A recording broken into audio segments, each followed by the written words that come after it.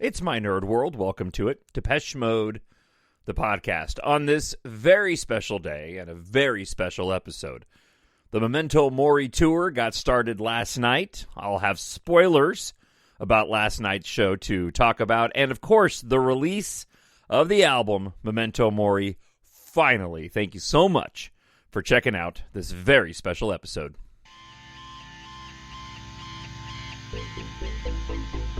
Hello, this is Martin Gore from Depeche Mode. Hi, this is Dave Gahan from Depeche Mode, and you are listening to My Nerd World.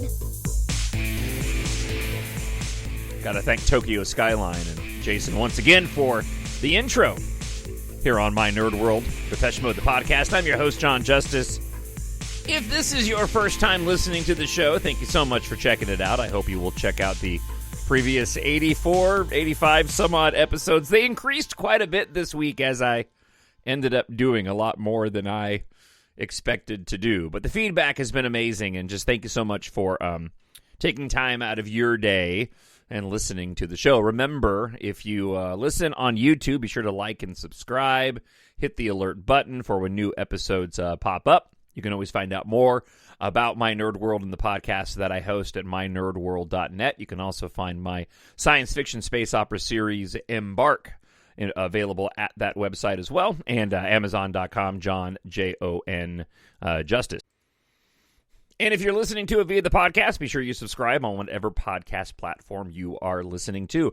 So, a special day for any Depeche Mode fan when the band releases a new album. I got up this morning, 2:30, with the alarm, and was pleased to open up my iTunes app and to see the album available in its entirety. Now, if you've been listening to the show, you know that I've had the opportunity to listen to the album now for about a month's time. But I'll tell you that getting the official release is obviously still something special. Having listened to the version that I had originally and then the album, the vinyl rip that had been going around that was leaked earlier this week, to hear the album in its full quality this morning was still something special. I listened to it on the drive-in, and as I was making my way around the radio station building that I work at, and it timed out like perfectly. From the moment I got in the car, started the album, to the time when I completed my rounds before getting into the studio to sit down and work on my notes for the morning, I had gone through the entire track list for Memento Mori. And hearing it specifically in the car, which is where I think many of us enjoy listening to Depeche Mode the most, did not disappoint. And there were a few moments where, even though I'd heard several of these songs, over the course of the past month, they moved me in a way they hadn't before. And I think that was really just a byproduct of having the album officially and hearing it in all its fidelity. And it just sounds absolutely spectacular. The album is amazing. I really do think it's Depeche Mode's best work since Songs of Faith and Devotion. I know a lot of people are kind of tracking back to Ultra. I feel good, I'll be honest, and I feel good about the reviews that I did, because I'm not going to lie, there was a part of me going, man, I'm giving my thoughts, and I get excited and have been sharing my excitement about the record. How's everybody else going to feel? And thankfully, the vast majority of you seem to be feeling the same way I do. A lot of people putting it, after Ultra, which is fine. I totally understand that. There have been a few detractors, some of which I will share on the show, some of which I will not. But there are a handful of people out there that were disappointed in the album, and unfortunately taking a really negative stance that I typically don't see within the Depeche Mode fandom. It's not as rampant as what I see within other fandoms, especially Star Wars, Marvel to a lesser extent, which I don't follow, but specifically Star Wars, where, the negativity runs rampant and people, perpetuate it far too much. I have seen a few posts that are more in line with that, where they're actually sort of sliding fans for liking the album, saying you're akin to you're not a true fan of Depeche Mode if you like this record. You're just a part of a cult. And you know what? It's all subjective. Thankfully, I haven't seen a lot of it, so I'll share a little bit with you. But most of what I'm going to share with you is positive. It's funny because as I'm sitting here, I have Twitter open, and a friend of the show, Stephanie, just messaged me, "Hey, John, everyone is waiting for your podcast." Yes, I'm in the middle of doing it right now. All right, so let's start off here and talk a little bit about opening night of the tour before we get to your listener feedback. No fan spotlight. The fan spotlight is all of you who have written to me over the course of the past few days and have been sharing your thoughts about the album and the couple of emails that I've received of those who were actually in Sacramento last night for the start of the tour. But let's go ahead and start there. So I'll run through the set list. I haven't watched the concert in its entirety. It has been posted online by those who were there that have shot it on their cell phones. And I've sort of done snapshots of all the songs to get a vibe for the performances. And I have to say that personally, from what I've seen so far, I can't wait to see this show. I'll talk a little bit more about the stage here in a moment and my thoughts on what I've witnessed so far, and then we'll get into the reviews that I've received, and then the thoughts about the album itself. But last night's tour opener in Sacramento, the intro was Speak to Me, and I'm assuming it was an instrumental version of that. I caught the beginning of My Cosmos Is Mine, but I'll be honest with you, I did not get a chance to listen to the intro. I maybe heard a few seconds of it, so I'm assuming it was a riff on Speak to Me. Wagging Tongue, Walking in My Shoes, It's No Good, Sister of Night, which was an interesting inclusion. In Your Room, this was the Zephyr mix. Everything Counts, which I believe was the same version that they did on the Global Spirit Tour. Precious, Speak to Me, which sounded fantastic. A Question of Lust, and it was the full version of A Question of Lust, which I was really, really pleased to hear that was the case. And I did watch a snippet of that as well, and it sounded fantastic. Then Martin did an acoustic piano version of Soul With Me. Ghosts Again, which sounded great. I Feel You. The remix version that they've been performing live over the course of the past few tours of A Pain That I'm Used To. World in My Eyes, which was a tribute to Fletch. Wrong, Stripped, John the Revelator, Enjoy the Silence, and then the encore of Waiting for the Night, Just Can't Get Enough, Never Let Me Down, and Personal Jesus. All in all, it's a solid set list. I personally would have liked to have seen some variation and was really hoping for the inclusion, as Dave had mentioned in an interview during the Berlin press conference press tour of the Sun and the Rain, the Sun and the Rainfall. Perhaps it'll be included later on. So I was a little bit disappointed that wasn't there. I was also hoping for more tracks from Memento Mori. Now, it's possible they could include some more songs down the line in the tour from Memento Mori, especially since last night's crowd hadn't had a chance to listen to the album unless they had already gotten the leak. And by the response from the crowd over Soul With Me, it was pretty obvious that a lot of people were completely unfamiliar with that song. So the leak probably did not get proliferated as much as one might think it did. So perhaps later on in the tour, they could swap out some of these songs for some more tracks off Memento Mori. And a lot of you have keyed in on the songs that I would like to see on the tour. Specifically, People Are Good, Don't Say You Love Me, and Before We Drown. I just would absolutely love to have those live. I was chatting with some friends of mine this morning, actually texting in the middle of my radio show, about the start of the tour and specifically the set list, and we were discussing this very thing of how many songs would be included from the new album. And I had made a comment that I miss when the band would include the majority of the album on tour. especially going back to Music for the Masses, Violator, World Violation Tour, and the Devotional Tour.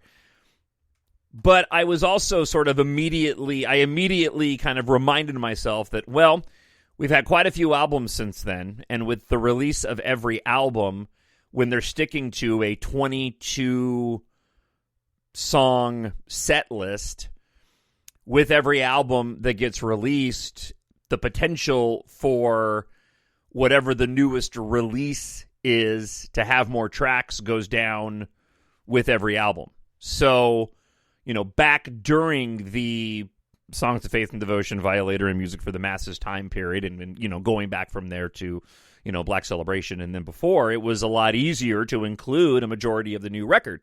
And times were different then as well. I think there was an expectation in terms of the fandom that the band could get away with playing a lot more songs off the new record, knowing that the audience would be familiar with those songs, whereas now, as the fandom has gotten older, there is a larger segment of the concert goers for Depeche Mode that probably are not as familiar with the newer material as you are listening to the podcast.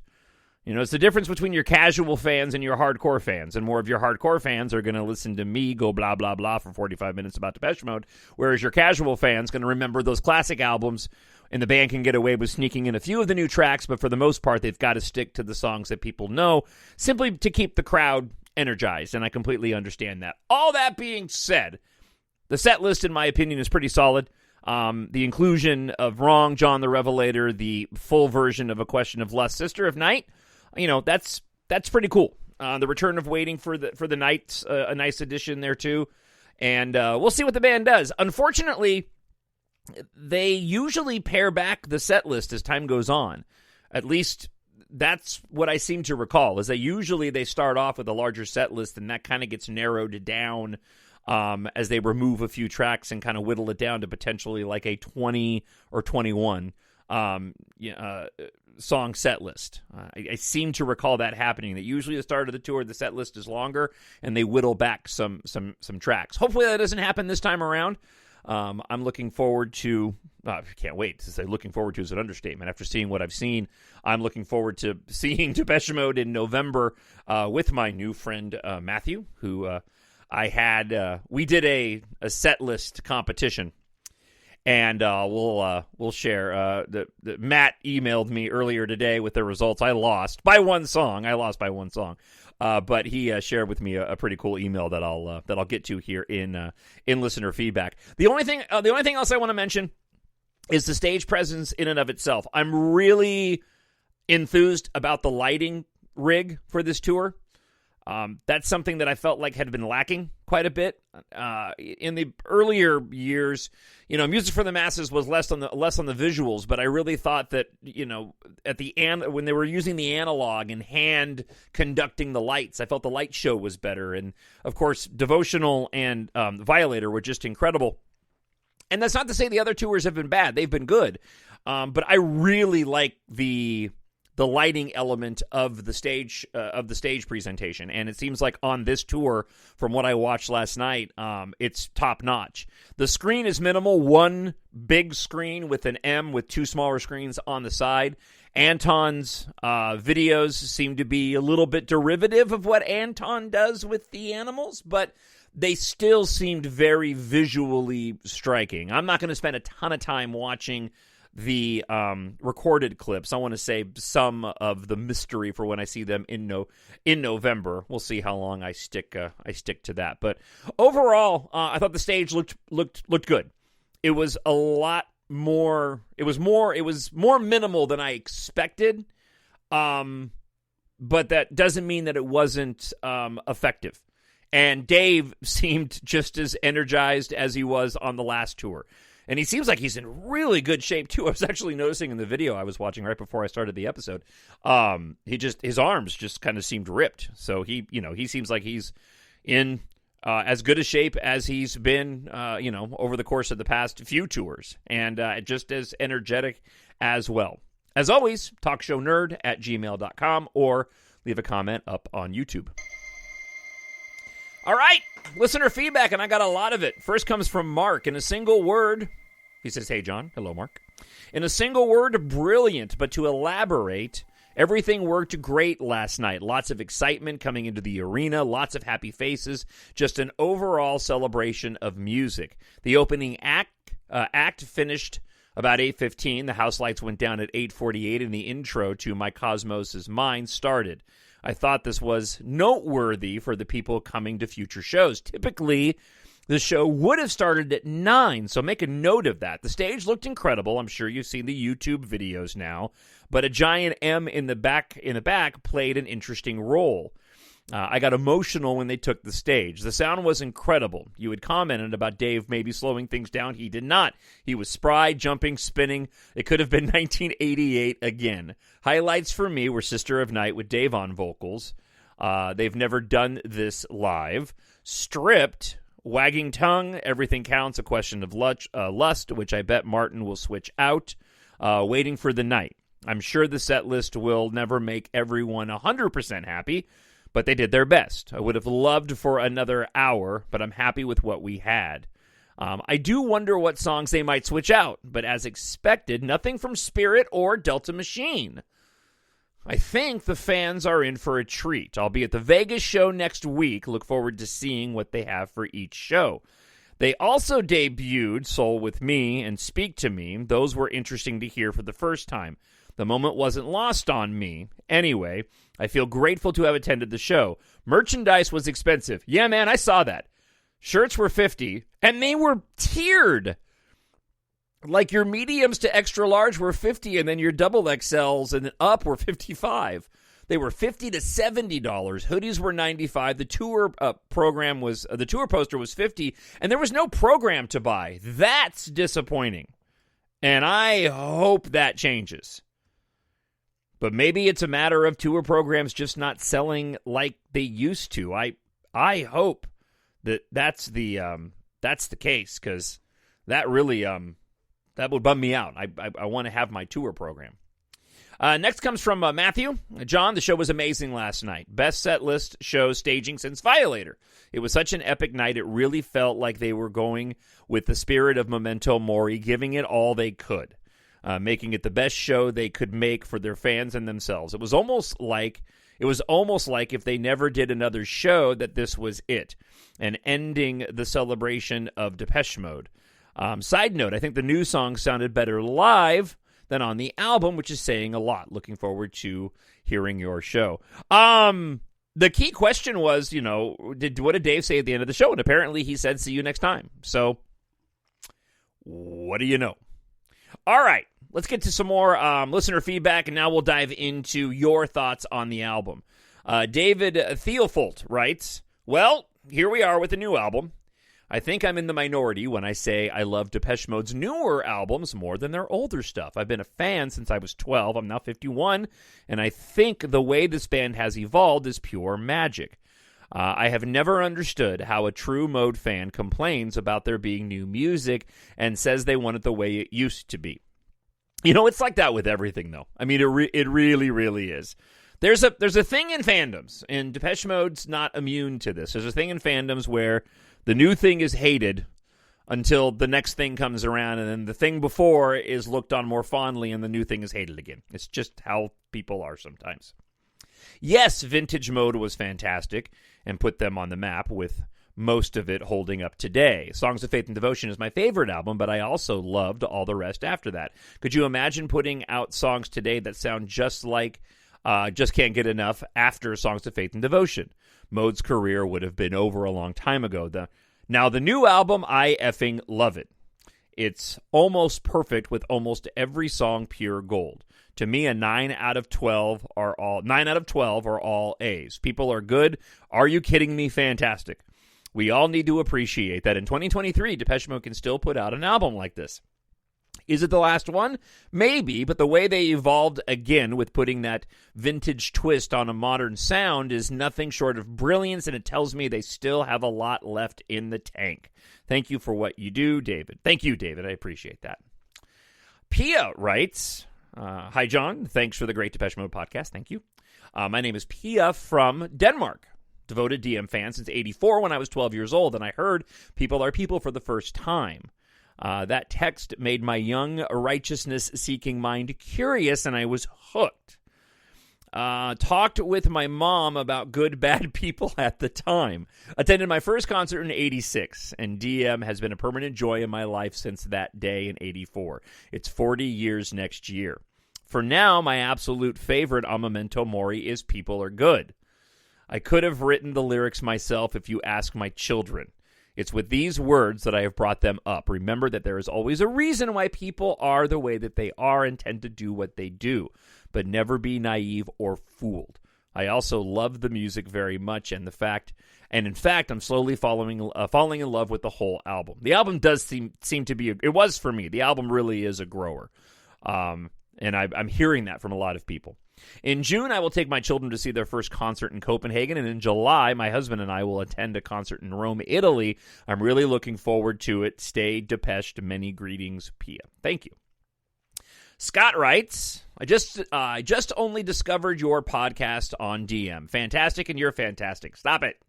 Thank you. I appreciate that.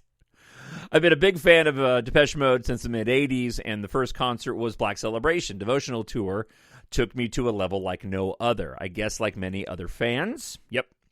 I'll be honest and say that after that, I couldn't quite fully invest myself in the group. They never grabbed me like they used to. I emigrated from UK to Australia in 2003. I might get pelters for this. Most people had no idea who DM were. Anyhow, life moved on with family, etc., but I always considered myself a DM fan, and every now and then I would return to DM, but couldn't get in to any albums from this century. Fast forward to September, October of 2022, and I'm busy booking up our dream European holiday for 2023. Then I see DM announce a press conference for the new album and tour. It was a light bulb moment. I watched the announcement like a teenager again, then the concert dates. I'm going to Europe at the same time as Depeche Mode. Right? Time to read and adjust the itinerary. Readjust the itinerary, excuse me. 2 tickets to France, if you please. Wow, I'm going to see the greatest live band ever after a 30-year hiatus. Who's coming with me? Not, I said, my wife. Not, I said, my 22-year-old son. I'll come with you, Dad, said my 19-year-old son. Now my son is discovering Depeche Mode and finding great songs that he'd not heard before. This really is a special time, as my son and myself eagerly await the album's release tomorrow. Listening to your podcast has helped me get through the wait. So far, I love Ghosts again. Not overly excited for My Cosmos. I'm sure there will be some great songs to look forward to. Such exciting times. I'll be listening for sure. Keep up the great work, Scott. Thank you, Scott. Rome Ed. All I can say is, wow. Before we drown, don't say you love me, soul with me. I love them all. Even the weird Caroline's monkey. So thank you, Rome Ed, for that. Short and sweet. Michael C. writes, it's Thursday evening here in Perth, Australia, and the album is now out on Spotify. First listen, as always, is best done with headphones in the dark, which is what I've done. I've heard a lot of discussions about comparing it to other DM albums, which is entirely natural, but I've come to a conclusion. While it's clearly DM in every way, it also somehow feels unique, with the sense of modernity and freshness I haven't felt with other DM albums for a long time. And that's exactly how I felt as well. But I know I need to keep listening for a stronger opinion. I've also decided now that the best parts of Ghosts Again is the 4 seconds of silence before the song starts and the accompanying anticipation. Love hearing the stories from you and fans around the globe and the joy that this band has once again given all of us. Thank you, Michael C. DT Day writes, definitely my favorite since Ultra. I heard it a few weeks back, but it wasn't a fully proper hearing. Now I've listened for a few days, and I'm very impressed. I only don't like one song, and that's Ghosts Again. It's all subjective, man. If it wasn't for, or woman, if it wasn't for the fact that I've got a vinyl, I'd skip that one. Maybe it'll grow on me. After all, it took me 3 years to like Behind the Wheel. True story. Wow. At least you ended up liking it. That's good. Barry Debovic writes, blown away by Memento Mori, my favorite album since Songs of Faith and Devotion. I actually fell in love with DM after I heard Songs of Faith and Devotion. This is the first album since Ultra, maybe Playing the Angel, that I did not long for Alan. Production-wise, this is almost as good as Songs of Faith and Devotion. So many prolific tracks. Wow, I'm so happy. James Newman writes, sonically, it's their best album in the past 20 years. I really love the last 6 songs a lot. Tool, 46 and 2, hey, I get that reference, says, wow, definitely stands on its own. First listen, and I was, what the blank? Oh, blank. Is that an I Feel You sample skidding through People Are Good? I told you! Whole record, stellar. I hope Martin plays Soul with Me, the album version. All right. Friend of the show, Chad, writes, I just listened to Memento Mori one time straight through with headphones, and I'm so mixed up on what to think. Immediate thoughts. I love it's back to electronics and synths. Love that it's cohesive, has a solid album feel. Like the way the songs end. Love the echoes and layers and voices. Initial criticism, the songs seem a bit short. I like good intro or outros. Nothing to skip except maybe Speak to Me. You made me think the ending was going to be cooler than it was. I'm sorry about that. I still think it's pretty awesome.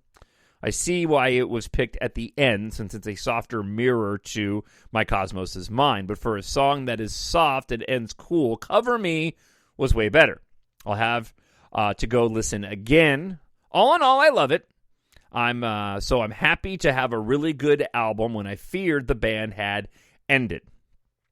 All right, now we've got a couple of downers, and then we'll end on my friend Matthew, who I got into the set list battle with. So first one comes from Izo Auditore, who writes, I feel like I'm living in an alternate dimension. Memento Mori is boring and instantly forgettable mediocrity. Most DM fans are in a cult that will call everything the band releases a masterpiece and genius. It's so cringe. That's what I don't understand. I'm fine with people having an opinion. I always say it's all subjective. But to then diss other people because they like it. I've only been listening to this album for, it's been about a month. It's either been this album or podcast. The only other thing that I've listened to was the single that Churches put out of Over. Because I love Churches. Next to Depeche Mode at the moment, because I've got a rotating batch of bands other than Depeche Mode that I like. And Gunship hasn't put anything out in a while. I really, really love Churches. And so I've been listening to that single. But other than that, I've only been listening to Memento Mori. And that's because I love it, not because I'm in a cult. So, but hey, to each their own. I just wish people wouldn't go and diss other individuals just because they love it and you don't. So, Tortured Again writes, have heard every song once or twice and I'm not impressed at all, I must say. Before You Drown is the best for me by far. Wagging Tongue, okay. The rest is nothing I would go back to. Maybe the first DM album I won't buy. Though I will visit the Berlin concert, I wished so much that I would love the new DM album again, especially after the Disappointing Spirit. But so far, this isn't any better for me, if not worse, because all the songs are really short and nearly the same length. Sound-wise, no surprises, no tension at all, like on other albums. M mailed with Steve Lyon, Violator, Songs of Faith and Devotion, and Recoil, whom I interview for my book on DM, Electro, and Wave. He said Memento Mori would be quite underwhelming and often like demo style if I cite him here.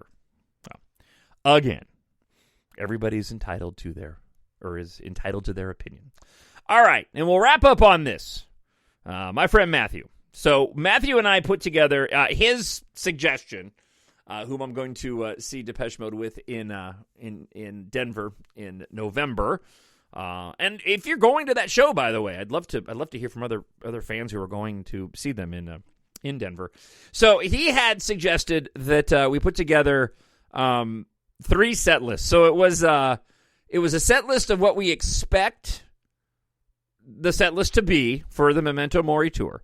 And then it was the one the set list we would want to hear within reason. So a reasonable set list that they could put together we would want to hear. And then a third set list that was like our dream set list of what songs that we would pick if we were to choose them for the band. So the challenge was which one of us would have the most correct songs of the actual set list. What made me laugh is that we both ended up on our dream set list. We both put My Joy, which was just a shocker to me that we both picked the Songs of Faith and Devotion B-side. That song is awesome. That's why. All right. So Matthew writes this. Below is the tally from our respective best guesses opening night set lists. Please check my math to make sure I added them up correctly. You did. If so, it was a barn burner with me hitting a buzzer beater at the end to pull out the victory. Jon Justice, 15 out of 23. Matt, 16 out of 23. So let's do the tally again at the midway mark of the tour and go double or nothing. I don't even know. Are we betting anything? Because I don't remember that I put up any stakes. I don't think we did. It's all just for bragging rights. As I mentioned, I think they'll change out of several tracks as the tour progresses. And we'll swap out a few more from Memento Mori tracks. Yeah, I hope so. He goes on to say, omitting Before We Drown is just unacceptable. And it was penned by 3 of the 4 guys on the stage. Come on.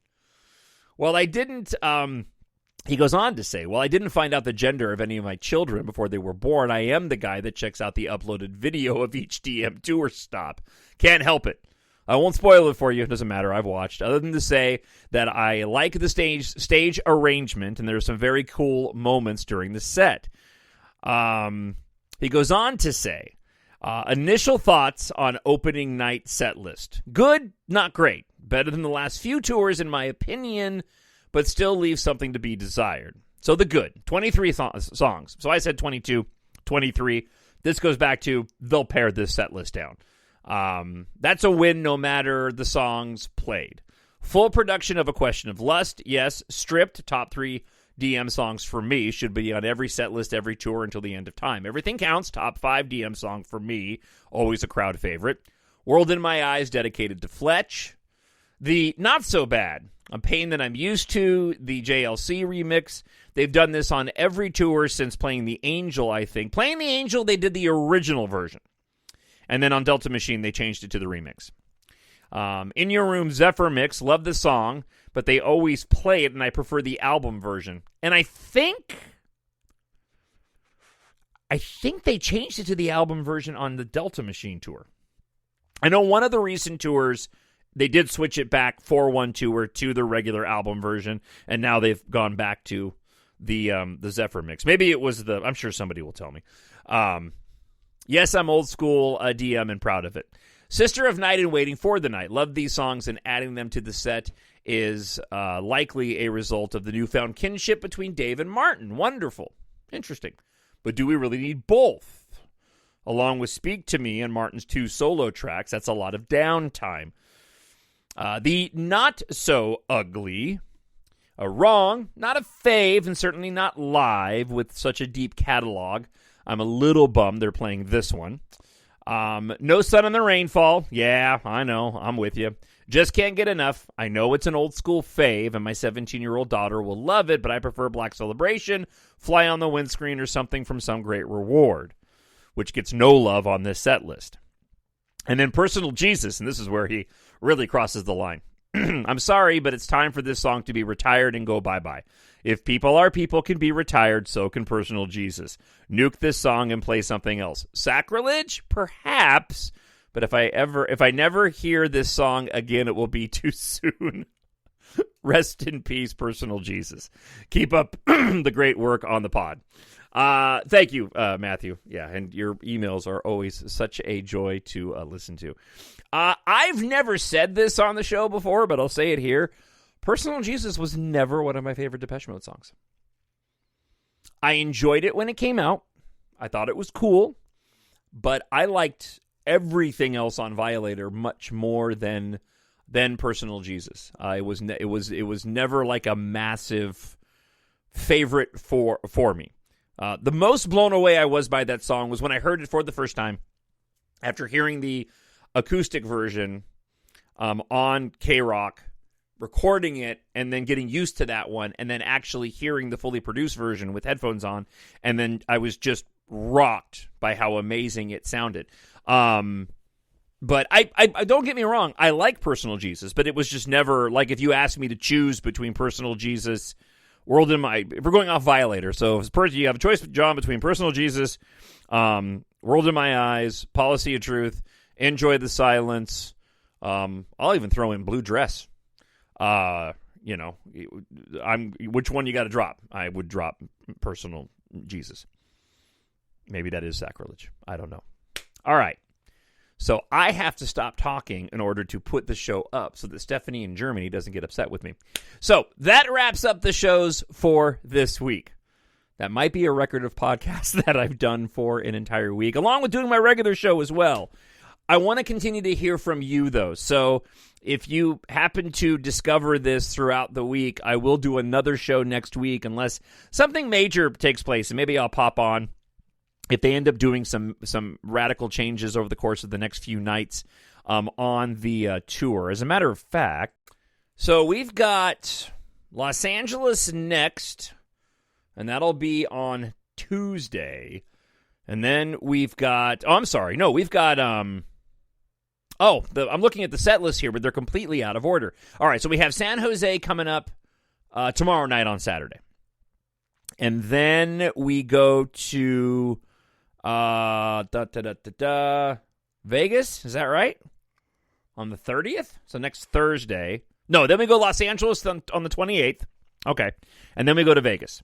So we'll see. If there's any radical changes to the set list over the course of the next couple of shows, San Jose and in L.A., I'll come back on. Or if I just get inundated with so much email that I need to clear out the listener feedback, I'll pop back on. But either way, there will be another show next week, and I need to just play the outro music and stop talking already. Right as I'm getting ready to wrap up, I get a new email. Oh, I'm not even going to read this. I'm not even going to. I'm not going to end on a sour note. No, sorry. All right, thank you so much for checking out the episode. I hope that if you enjoy science fiction, that you will check out my science fiction series, EMBARK. MyNerdWorld.net or Amazon.com. You can check out the description there under EMBARK, Jon Justice. The hero of Book 1, Taft Guardia, is a massive Depeche Mode fan at a time in the future when the music of my lifetime is popular among the characters. And so there's a lot of direct and indirect Depeche Mode references throughout all of the stories. So go on over to Amazon.com, Jon Justice, and search for EMBARK or MyNerdWorld.net. Have yourself a fantastic weekend. Enjoy listening to Memento Mori. I look forward to hearing from you. And wherever you are, I hope you are happy, you are healthy, and you are safe. Bye.